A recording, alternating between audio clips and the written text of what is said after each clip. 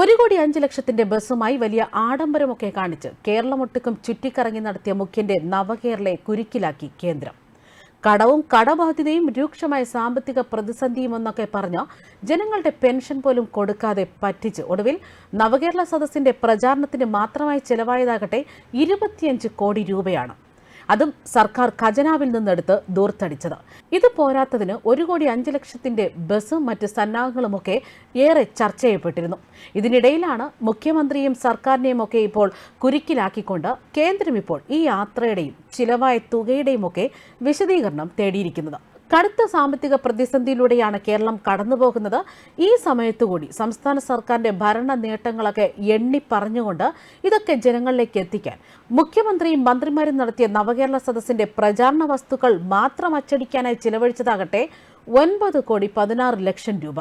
മുഖ്യമന്ത്രിയുടെ ക്ഷണക്കത്ത്, poster, brochure എന്നിവയൊക്കെ അച്ചടിക്കുന്നതിന് സർക്കാർ സ്ഥാപനമായ CAPT-നെയാണ് PRD ചുമതലപ്പെടുത്തിയത്. ഇത് സാധൂകരിച്ച് പുറത്തിറക്കിയ ഉത്തരവിലാണ് നവകേരള സദസ്സിന്റെ അച്ചടി ചെലവിനെക്കുറിച്ചും വ്യക്തമാക്കിയിരുന്നത്. 25,40,000 പോസ്റ്റർ അച്ചടിച്ചതിന് 2,75,14,296 കോടി രൂപയാണ് ചിലവായിരിക്കുന്നത്.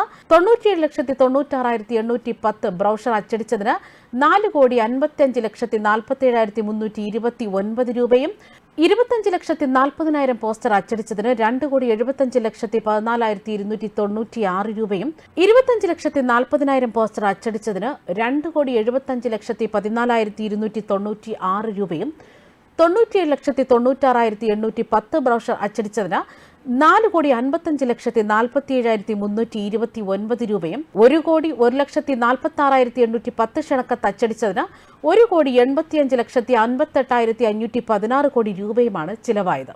അതായത് അച്ചടി ഇനത്തിൽ മാത്രമായത് 9,16,20,141 രൂപ. സർക്കാർ നവകേരള സദസ്സിനായി വിനിയോഗിച്ചതിന്റെ കണക്കാണിത്. മുഖ്യമന്ത്രിയുടെ കാർഷിക മേഖലയിലെ മുഖാമുഖം പരിപാടിക്കാകട്ടെ 33 ലക്ഷം രൂപയാണ് സർക്കാർ അനുവദിച്ചത്. കർഷകർക്ക് പല സബ്സിഡി ഇനങ്ങളിൽ കോടിക്കണക്കിന് രൂപ കുടിശ്ശിക ഉള്ളപ്പോഴാണ് മുഖാമുഖത്തിനായി ഇത്തരത്തിലൊരു തുക അനുവദിച്ചിരിക്കുന്നത്. ഇതും കടുത്ത സാമ്പത്തിക പ്രതിസന്ധി തുടരുന്നതിനിടെ തന്നെയാണ് സംഭവിച്ചിരിക്കുന്നത്. അതുകൊണ്ട് തന്നെ ആദ്യമായി സർക്കാർ ജീവനക്കാർക്ക് 1-ാം തീയതി ശമ്പള വിതരണം അടക്കം മുടങ്ങിയിരുന്നു. അതായത് മുഖ്യമന്ത്രിയുടെയും മന്ത്രിമാരുടെയും നേതൃത്വത്തിൽ 140 നിയോജക മണ്ഡലങ്ങളിലെ നവകേരള സദസ്സ് സംഘടിപ്പിച്ചപ്പോഴാണ് കോടിക്കണക്കിന് രൂപ ചിലവായിരിക്കുന്നത്. ഇതിന്റെ കണക്കുകളാണ് ഇപ്പോൾ കേന്ദ്രം ചോദിക്കുന്നത്. ജനങ്ങളുടെ പരാതി കേൾക്കാനായി അവർക്കിടയിലേക്ക് ഇറങ്ങി ചെല്ലുന്നുവെന്നും എന്നാൽ ഈ പരാതികൾ കേട്ടിട്ട് അവയ്ക്ക് പരിഹാരമൊന്നും നൽകിയിട്ടില്ല എന്നും തന്നെയാണ് ജനങ്ങൾ പറയുന്നത്. എന്നാൽ നവകേരള സദസ്സ് നടന്നപ്പോൾ അല്ലെങ്കിൽ നവകേരള സദസ്സിനായുള്ള ബസ് കടന്നുപോയപ്പോൾ കേരളത്തിൽ സംഭവിച്ച ഒരേ ഒരു കാര്യമാണ് അങ്ങോളം ഇങ്ങോളം അതിക്രമങ്ങളും ആക്രമണങ്ങളും ഉണ്ടായി എന്നുള്ളത്. അതേസമയം നവകേരള സദസ്സിന്റെ ഭാഗമായി ജില്ലയിൽ ലഭിച്ച പരാതികളിൽ 36,690 എണ്ണം ഇപ്പോഴും നടപ്പാക്കിയിട്ടില്ല. അതേസമയം നവകേരള സദസ്സിന്റെ ഭാഗമായി ജില്ലയിൽ ലഭിച്ച പരാതികളിൽ 36,690 എണ്ണം ഇപ്പോഴും തീർപ്പാക്കിയിട്ടില്ല.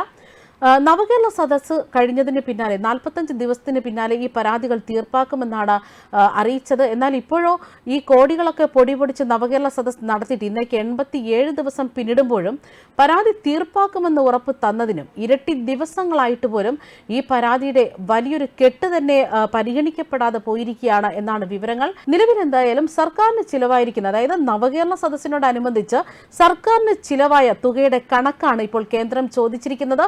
ഇതോടെ ഈ കടുത്ത സാമ്പത്തിക പ്രതിസന്ധിയിൽ കോടികളൊക്കെ ഇപ്പോൾ നിലവിൽ കേന്ദ്രത്തിൻ്റെ ചോദിച്ച് വാങ്ങിക്കുമ്പോഴും നിലവിൽ ഈ കണക്കുകളൊക്കെ മുക്കി വെച്ചിട്ട് തന്നെയാണ് ചോദിച്ച് വാങ്ങിച്ചിരിക്കുന്നത്.